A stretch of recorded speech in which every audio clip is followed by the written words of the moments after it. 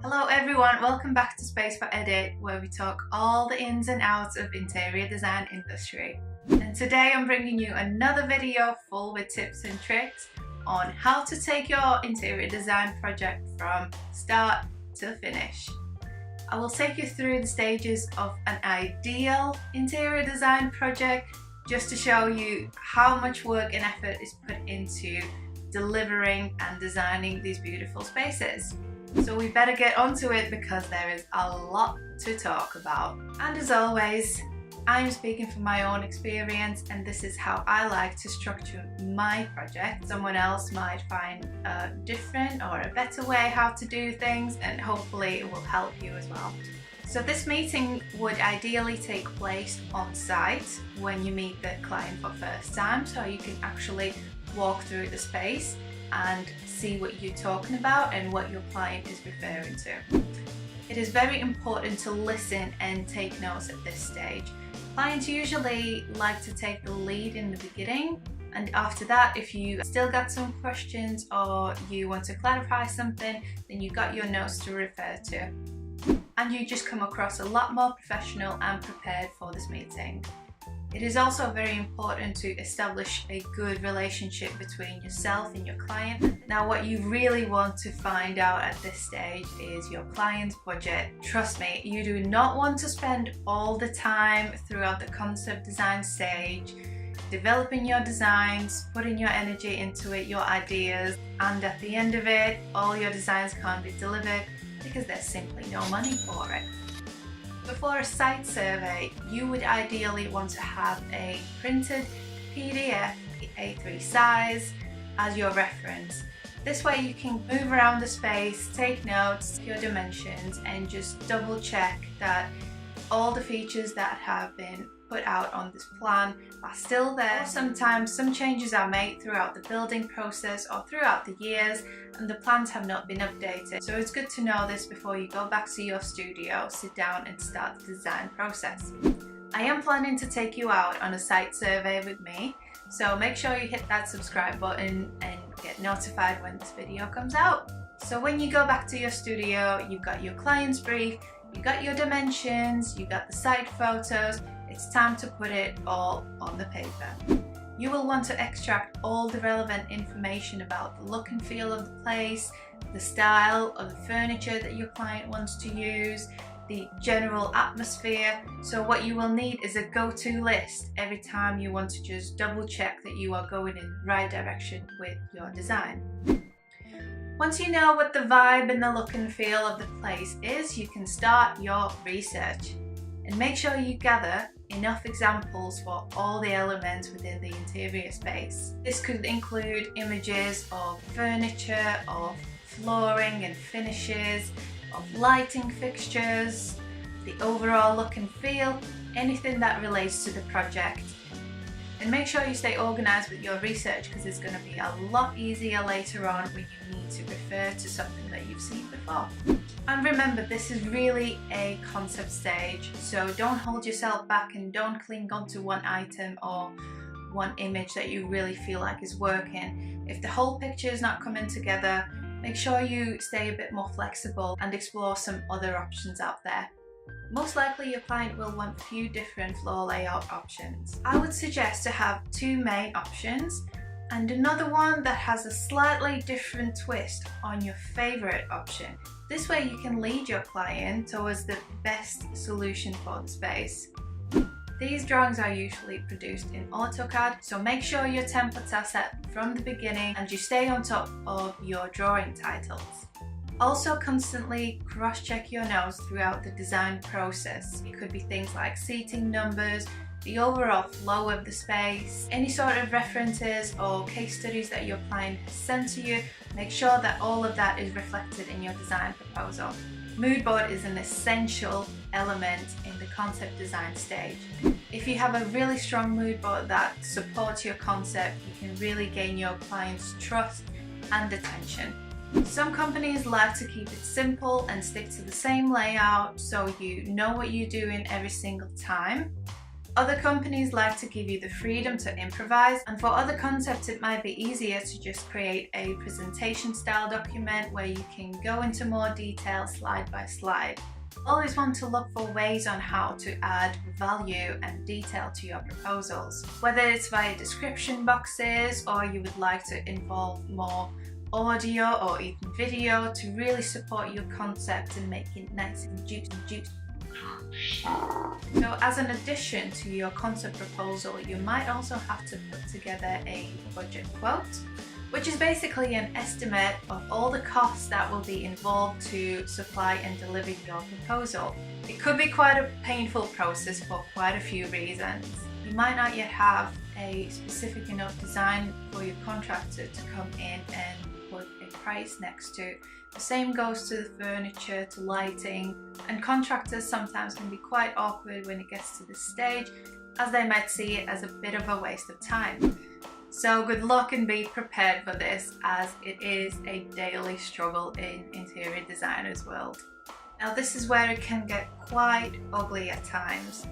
I think handling clients' feedback is sort of a hidden superpower that every designer has, but no one really talks about. And if you're not used to dealing with rejection or bad feedback, this is where your emotions could get the best of you. During my internship, I had quite an embarrassing experience with one of my clients. It was something along those lines where the client said that the design is not detailed enough, that they could do it themselves. And for me to hear it as a young designer that's just starting out was absolutely heartbreaking. But our senior designer at the time stepped in and saved the day by just simply offering a few more options on the design, quickly getting back to them with a new proposal. So remember, any feedback is good / useful feedback. If you end up being in this kind of situation, just remember that at the end of the day, you want to deliver your designs and you want your client to be happy. So again, leave your ego at home and try to collaborate. I will put some links down in the info box to a few videos that really helped me to change my mindset on negative or bad feedback and really helped me to step up my professional game. Please don't leave me hanging. I feel quite embarrassed sharing this story with you, so comment below and let us know what has been the worst or the most embarrassing feedback you've had to get from your client. And to be honest, this does not happen often, and if you have really followed all the previous steps that we've talked about, then you should really have a strong concept that your clients will just love. So after a few emails back and forth, once you've finalized your concept proposal, make sure your client knows what the next steps will be. This way your client knows what and when to expect, and it will help to stay organized yourself because you have now set your deadlines and you will have to deliver on time. I have found that 3D modeling and your finishes schedule should go hand in hand. This will make your work a lot easier down the line.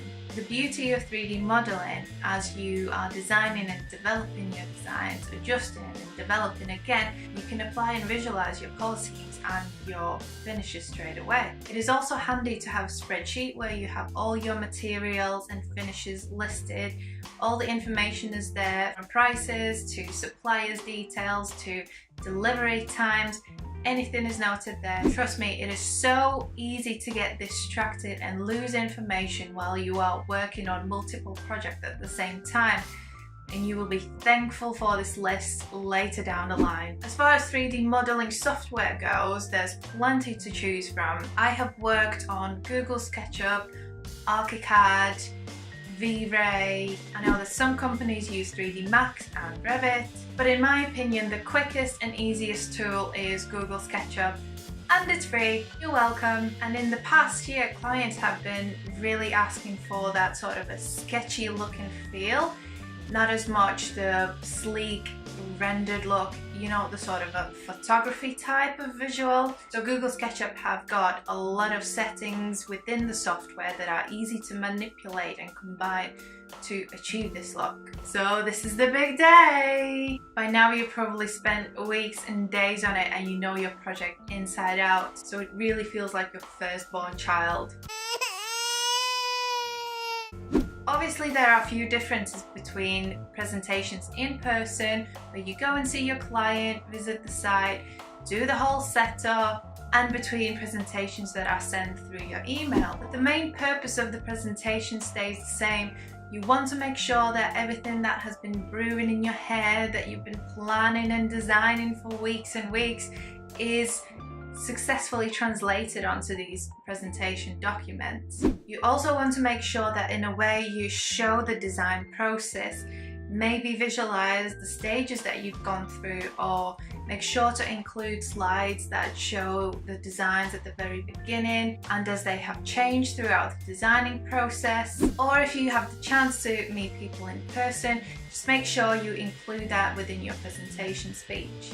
This is a great way how to again add value to your service, because clients usually do not know how much work and time and head scratching and cups of coffee it takes to actually deliver these projects.